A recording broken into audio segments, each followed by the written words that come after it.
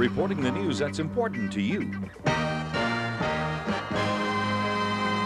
13 strong, the leaders, always strong. 13 minutes, 13 ABC. You're watching Unlocked, the 13 ABC Vault. Here's Lee Conklin. Well, every year, summer wound down, we here at 13 Action News made it our mission to help families get ready for the new school year. It was a special presentation called The ABCs of Back to School. And this year, 2026, it's amazing to see just how much has changed in our schools, our community, and yes, even the fashion kids were wearing. Tonight, we're opening the vault on one of those yearly specials. Taking a look back tonight. The ABCs of Back to School show, brought to you by 13 Action News, is sponsored by McDonald's and the Toledo Lucas County Public Library. Welcome to the 13 Action News Back to School special. I'm Lee Conklin. And I'm Susan Ross Wells. During the next half hour, we're going to give you all sorts of information that you need to send the kids back to school. Topics include what's hot in fall fashions to the newest school tools which will enhance your child's education. We also have two special reports from 13 Action News reporters Tara DeFrancesco and Rebecca Rainier. And coming up a little bit later in the program, we'll have information on bus scheduling and which days which schools go back to school. So you might want to set your VCR. You don't want to miss a thing. Time is running out if you haven't done your back to school shopping yet. But what are kids wearing this year? Well, I went shopping recently at a Toledo area department store to find out.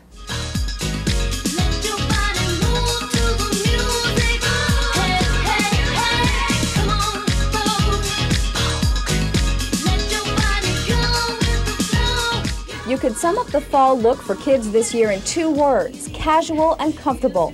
The big colors are soft tones like dark gray, beiges, olives, and plums. Stripes are big on sweaters and t-shirts, and we notice this look everywhere, one wide stripe across a solid color. All the different silhouettes with denim work back into comfortable fabrics with their tops, like you mentioned, the J. Crew look.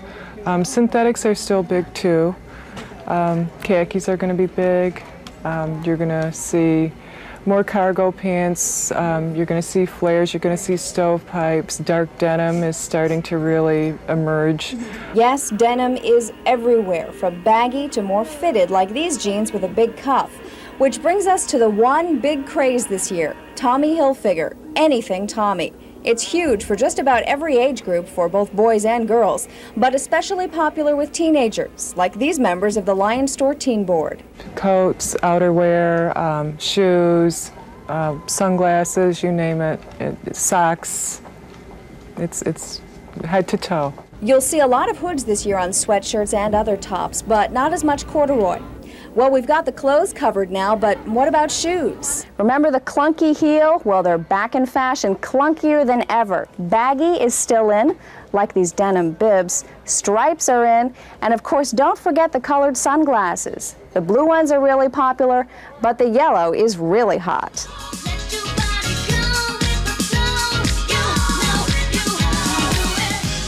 To mom or dad, all of the choices may be a bit overwhelming, but don't worry. Back to schoolers will know exactly what will make them smile, and they're often running in style towards the first day of school.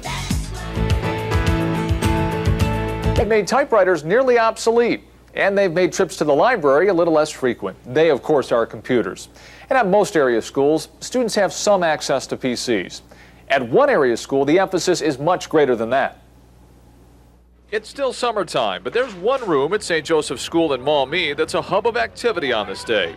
These students are part of Future Kids, a national computer program that's now part of the everyday curriculum. It's a program that's become so successful that ABC's Good Morning America paid a visit to St. Joe's to do a story for its Back to School Week special reports. Ruth Gear is the Future Kids teacher. Our world is moving to, advancing in technology every day, and they're going to have to use this as they get older in any job, regardless of if they go to college or not. Whether it be to conduct research projects or work on some math, these students at St. Joseph's head to the computer lab every school day, a part of the day when most look forward to. Teach kids about computers and how much you have to know for the future in your life. It's taught me a lot about computers and using spreadsheets and other programs on the computer and the internet and stuff like that. It's also paid other dividends, according to Garrett's father. Obviously, from a very basic standpoint, his typing skills have improved. It's forced me to, and my wife also, to become more computer conscious and to keep ahead of him. While these students will be entering the 7th grade, Future Kids doesn't wait. Kindergartners are part of the program as well. I don't have to teach them the operating system. You know, they understand the operating system. That's half of it right there when we turn on the computer and how to log on to the network and everything. So, and general word processing and how to select text to change it. Future Kids is getting set for its 3rd year at St. Joseph's School. Judging from the reaction to it by students, faculty, and parents, it's a program that'll be around for a long time to come. When we come back, what you need to do about your child's back-to-school checkup. And we'll also show you where to find your school's bus schedules. So stay with us. Welcome back to the ABCs of Back to School special. We've been talking about what your kids need to have a great school year. Things like fall fashion trends and new educational tools.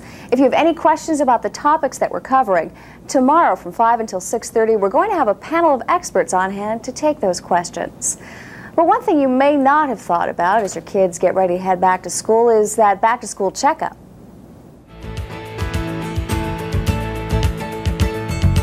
MMR shots protect against measles, mumps, and rubella and are required of all 7th graders this year. But there may be other boosters and immunizations that your child may need before entering certain grades. Hello. Are you ready for me? Toledo pediatrician Dr. Kieran Torsakar says she's seeing about 30 children a day for back-to-school physicals and immunizations. Today, it's 5-year-old Taylor's turn. Stick your tongue out for me. Stick it out all the way. That's a girl. She's starting kindergarten in the fall and needs certain shots. According to Ohio requirements, kids going into kindergarten need diphtheria, tetanus, and pertussis, or whooping cough, immunizations. For 7th graders, it's the 2nd dose of MMR. In Michigan, kids entering kindergarten have to get that 2nd dose of MMR at that time, diphtheria and oral polio. Once you go through the trouble of actually setting up the appointment and getting your child in to see the doctor, make sure you get that form that proves that they got the shot and the date that they got it, or they may not be getting into school. Taylor's mom and dad decided not to tell her ahead of time about the shots, which Dr. Torsakar thinks is a good idea. Why? And that can sometimes backfire because the child comes in here and with a lot of other things we have to do. In addition to checking the child, we have to check their vision and their hearing, and they're so petrified about the thought of getting the shot, they don't, cooperate a whole lot. The doctor says it's usually best to let the doctor or nurse explain what's happening. Sometimes the times I'll tell them, if it's a younger child, to sit on the mother's lap and try to look at the wallpaper and count how many pictures they can see on the wall, so just so that they can, get their mind off of getting the shot itself. The children even get to pick out their own special Band-Aids. You like puppies? All right, that's always a good one. Then it's time for the shots, which, though they don't feel good, are over in an instant. Little kids, sweetheart, ready? And 1, 2, 3, all done. Woo! Which Band-Aid? Taz? Let's put Taz on there. Some tender, loving care from mom and dad, and the tears quickly fade.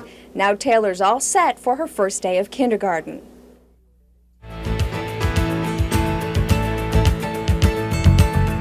Last spring, Perrysburg School Board officials hired a consulting firm to tackle the overcrowding problem. At a meeting last month, the consulting firm presented its ideas to the board. Now the board must vote on those recommendations. 13 Action News reporter Tara DeFrancesco has been following this story, and she joins us now with a special report.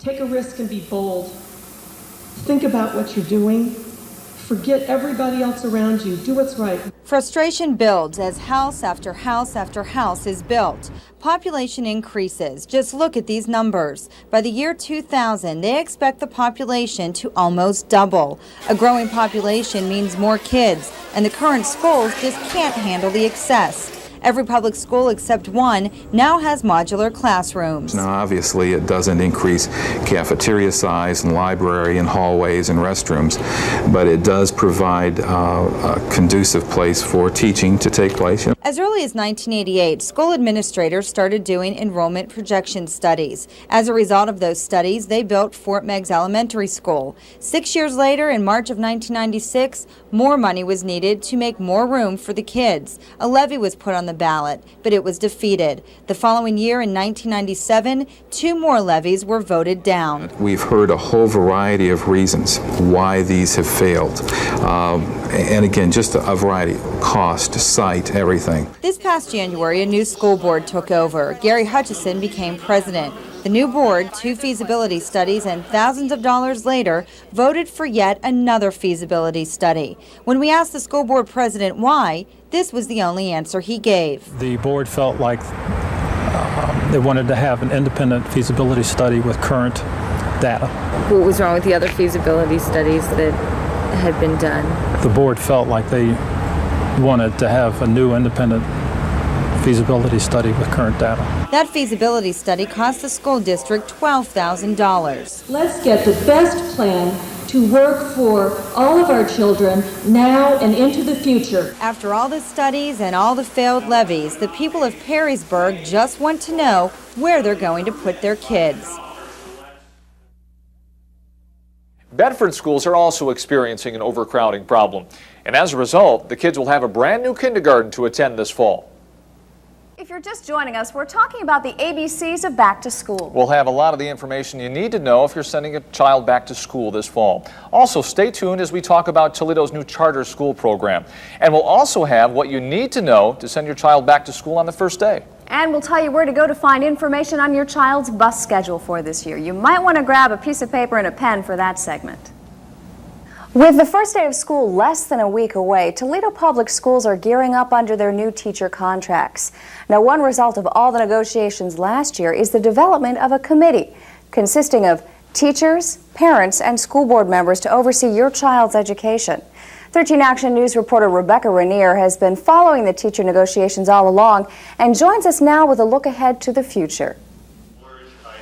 They didn't want to strike, but they would have. That was the rallying cry for teachers during months of tense contract talks between the teachers union and the Toledo Public Schools. This March, after coming within hours of a walkout, teachers and TPS struck a deal. They settled the contract, but also created a totally new entity, the Labor Management Committee. The committee, I've expressed before, I think is the most important outcome of the contract negotiations. Terry Glazer's on the committee, as well as school management, teachers union leaders, and, making it different from any other school committee, labor leaders and management from private industry are a vital part of this committee. Everything should be focused on the children, but it's based on how we can deliver our product better by working together. Your product being teaching? Teaching, that's correct. The committee meets once a month. We couldn't show you pictures from a meeting because the meetings are held behind closed doors. They're not public meetings because I'm the only school board member there, so it's really meant to have some confidential discussions on issues that either party brings forward. The school board president right now is speaking for the committee. He says the committee is trying to ease tension between teachers and administrators. And we're trying to look at common ground and then working on that common ground. Does this board undermine in this board, does it undermine the school board's power? No, it doesn't undermine the school board's power at all, because basically it's talking about how to carry out things that have already been agreed to as policy. Terry Glazer said the committee is working on fine-tuning the school improvement plans. I'm Rebecca Rainier reporting for 13 Action News. Exciting new areas of education in Toledo is charter schools. They offer a new type or style of education for our children. Children who have unique talents and children who have special needs. The norm is out when it comes to education, at least at charter schools. At Meadows Choice in Oregon, slated to open next month, the horse farm will become a classroom for students ages 11 to 14 with various disabilities. This couple's child was the first student enrolled. They have a lot more teachers to student ratio, and I believe these teachers will understand the disability that my son has. He's built a relationship with this horse and just kind of really enjoys grooming it and working with it, and is kind of bonded with it almost. At the City of Toledo's Village Choulet, smaller class sizes will be the rule, and the students enrolled will get specialized education not otherwise available in traditional public schools. Charter schools like the Toledo Village Choulet and Meadows Choice will carry an emphasis. The Village Choulet on the arts. Meadows Choice will offer therapy to children with handicaps through horse riding. But there will be a similarity between those schools and a Toledo public school like Kaiser Elementary. Charter schools, like public schools, are funded by the state. There is no tuition, but those schools will be required to meet all academic standards the state requires. Michael LaHote is the founder of the New Bedford Academy. In the beginning, there probably will be some glitches and things that need to be rearranged or changed or whatever. But the parents who deeply are concerned about their education for their children they've already made this decision. There we go. The first charter school, not only in Toledo but in the state, opened its doors earlier this week. The Aurora Academy is a school designed to educate children deemed at risk. It's located in the old Good Shepherd School in East Toledo. It's going to revitalize the neighborhood, and it's going to create jobs here. It's going to bring this neighborhood back, so that's exciting in itself. Kids who end up in charter schools will probably do well. Experts say simply given the fact that they're enrolled indicates their parents are and have always been concerned about their education. If you'd like more information on the Village Choulet in Toledo, you can call 255-4835. If you need more information on Meadows Choice, the number to call is 698-3200.